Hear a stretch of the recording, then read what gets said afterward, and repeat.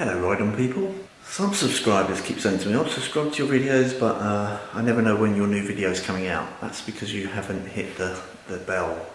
You need to hit the bell, which is the notification button, and once you're subscribed, if you're not already, please subscribe, and you click that notification, you should be alerted every time I post a new video, which is most weeks, usually kind of Thursday or Friday I'll post a video. Well, it's dark outside and it's pouring with rain, and normally I don't mind riding in the rain, but the rain can get so bad in Georgia. Well, there's kind of famous songs written about it. It's a rainy night in Georgia. Anyway, back to today's topic. So today's topic is all about a product called TopCoat F11, and it's quite a famous product. It's been out for quite some time. Manufacturer makes fabulous claims about it, and the people that believe in it are hugely passionate about it, and the ones that don't, well, they have their own idea and own preference about products. And I'm not associated with TopCoat F11 in any shape or form, but I did try it on my motorcycle recently, and I was very impressed with how that came out. All the surfaces came out very slick-like, and I was particularly impressed because I used it on brand new bodywork. Now that might sound like, well, you were just impressed because it's brand new bodywork, right? No, I think the difference would have been even greater on old bodywork. On new bodywork, it was very noticeable immediately just how silkier the surface was where it had been applied versus the exact same panel surface where it had not been applied. So it's a pretty expensive product. They're always doing web discounts and stuff, and I think I paid about $75 off the top of my head for a large bottle. When I say large, it's only about a litre, and a small kind of like a 2-inch bottle. But having said that, product does go a long way if you use it carefully. I did the whole bike in terms of all the plastics, and including the screen, the lights, the turn signals and the wheels, just using about half of the 2-inch bottle. Anyway, I was pleased with that, and I thought I'd like to see how well it does on my BMW M2 Competition. So that's what today's video is all about. Now, I'm not going to do a lengthy video in terms of, there's plenty out there on YouTube if you want to see people going bananas with a microfiber cloth. I think you know how to spray a bottle on a rubber microfiber cloth, and you can follow the instructions on the product itself. But what I will show you is some of the products that I consider using to clean the glass and the bodywork, paintwork of my car prior to applying F11, and the results of applying it, and maybe a quick summary of what I think afterwards. So bear with me and I'll show you that. Coffee. Can't start any man job without a proper brew in hand. Right, I'm in my garage now. The lighting isn't the best in here, but if you don't like it, well, make your own picking videos. I clean my car thoroughly by hand with buckets and sponges and soap, detergent, and then I went at it with the snow cone to spray suds all over it. I also put cleaner on the wheels and particularly dirty bits, and then I jet washed off with the pressure washer, and then I dried by hand after getting the worst off with the steel leaf blower. I used a big chamois and drying towels and microfibers, so it's already started with a very clean car to begin with. Right, here's some things I'm going to consider using to clean the surfaces with. I've got S100 Total Cycle Cleaner, use that a lot on the motorcycle, very good product. I've got Goo Gone for any dead insects. I've got a quick detailer, which is part of a clay kit for Meguiar's. I've also got Armour All wash wipes, some Meguiar's clay if I need it. This product, which is Cyber Clean, which actually it's like a sticky gel that's good for cleaning interiors, but also might be good on the outside. I've got alcohol wipes, and then I've got various microfiber cloths. I'm going to finish off with that nice big soft one at the end. I'll probably only maybe clay it with the quick detailer, and then wipe it down, do an alcohol wipe, and then put the F11 on top, but we shall see. So after starting with an already clean car, it took me maybe 4 hours to actually do the car. And if it doesn't take you that long, then you're skipping stuff, you're not getting a thorough coating everywhere, and you're not applying it properly and not cleaning it properly. It's just my personal view. You might think differently, you might think you can do it in 5 seconds flat. Good on you. But that's how long it took me. So what did I decide was the final technique for me? Well, let me show you. Okay, I used 4 microfiber cloths. Obviously these were pristine when I began, and I only used 2 products in the end. I used Meguiar's Quick Detail Mist and Wipe as a basic cleaner. Bearing in mind the car was already clean to begin with, in theory. The panels I was working with, I went over with this cloth to begin with the Meguiar's, spraying it on, wiping it into it. Then afterwards I dried it with another clean microfiber cloth. These are obviously particularly dirty because you end up finishing off with the wheels, where the majority of the dirt is even after you clean them.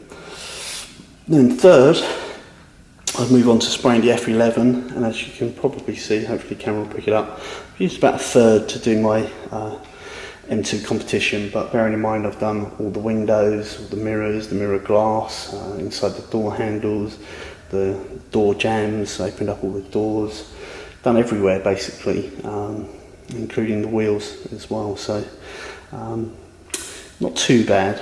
And I applied it with this cloth, bearing in mind I'd already cleaned it, dried it, now applied the F11, and then I buffed it off almost immediately, you know, within a minute or so. So let's take a look at the end result. Oh yes, very shiny car, very nice. I put it everywhere, all over the glass, the mirrors, the wheels, the lights, everywhere externally basically. These wheels are a nightmare to clean and remain shiny, and they look absolutely awesome. Very cool. Pre-preg carbon fibre end mirrors. Tasty. So the end result looks very shiny. I'm pretty pleased with it overall. I think it looks particularly pristine at the moment. Obviously we'll have to see how it fares in terms of the rain, etc. But I know what you're thinking. You're thinking, yeah, seen one wax, seen one polish, seen them all. It's no real different from anything else. It's just your personal preference, this particular product, isn't it? Well, I'm glad you're that sceptical, because that's a man after my own heart. That's exactly how I feel generally. So the very first thing I did to see whether it convinced me it's a good product is I detailed half the windscreen. Bearing in mind I'm starting with a pristinely clean car to begin with, but I cleaned one half of the windscreen with TopCoat F11, immediately rubbed it off, not given it any time to cure, just applied it, and immediately tried to drop a microfiber towel on both sides of the windscreen, and this is how I got on. Okay, so let's do a slide test. Here's my microfiber cloth, and I'm going to drop it. Not sliding. Just gripping. I'll do nothing. And that might be because that's the side I haven't done the TopCoat F11 on. Let's try the side that I have. So apologies for the horrible reflections that you're probably seeing, but let's give this a go. Let's try it again.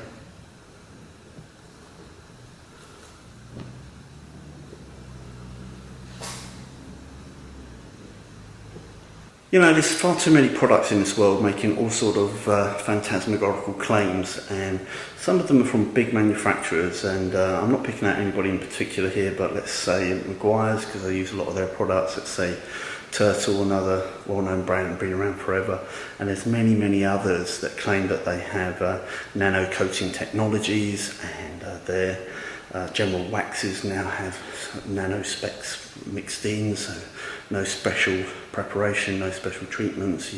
You just wax as you would do normally, and your car's fantastically shiny. And if you have a product that works well for you, great. You know, that's all well and good, really. I was very sceptical, and I think it's very healthy to be sceptical about this TopCoat F11 product. They spend a lot of money on marketing, and you know, the value of something, in a man's own words, is it's not really that valuable, is it? You have to hear it from other people. But the reviews are shockingly good of this product, and I have to say, on face value, well, it just demonstrably works, doesn't it? And as for how long it lasts, I don't really know, but there's a video, if I remember, I'll put a link to it below. It is TopCoat's own, as a caveat, but there's a guy, he's got a dirty car that was top coated, I think he says 4 or 5 months ago, and hasn't been cleaned since, and he cleans an area of it, just straight cleans it, and then also another area, he cleans that and applies a fresh coat of F11 on top of that. And the interesting thing is, he does it all kind of seemingly in real time, uses a hose, runs the water across it, and of course where the car is dirty, the water still runs off, but not that quickly. And he says that's really the reason why a lot of people claim the product doesn't last long term. It's just that they're not cleaning their cars properly, and so it doesn't run off so fast on the dirty car, and that's pretty obvious anyway, right? And then in the area, interestingly, where he's cleaned and he applies fresh TopCoat F11, it runs faster, but not quite as fast. Sorry, it runs fast, but not quite as fast as the old. And you think, well, how come? That's got fresh F11. Well, it takes time to cure. They claim 24 hours in a warmish environment is enough to cure it. So the old one is more cured and slicker, and the new one just takes that little bit longer to set. And of course, in the dirty area, it was really slow. So interesting video anyway, and I'll put a link to that below for your information. But for me, first impressions on both my motorcycle and my car is this is an expensive but excellent product. Basically, it seems to do exactly what it says on the tin, and I think if you invest the money, you'll probably be delighted with the results. So there we are, quite impressive, I think, from me personally. It's on the 2019 R1250 GS Adventure now. It's on the 2019 BMW M2 Competition now, and soon it will be on the 2018 Mazda MX-5. So anyway, I hope you enjoyed this little video, and if you like these type of videos, then subscribe. I'm always doing stuff on cars and bikes, and always doing little adventures and product tests, and testing vehicles out, and giving my feedback. So don't forget to subscribe and hit that notification button. We'll see you soon. Coffee. Can't start any man job without a proper... coffee. Can't stop any man job. Coffee. Can't stop. Coffee. Can't stop. Coffee. Can't start any proper man job without a mug. Thanks for watching, guys. Hope you like my videos, whether you're a car nut, bike nut, or both. And don't forget to subscribe, don't forget to hit the notification bell, and we'll catch up soon.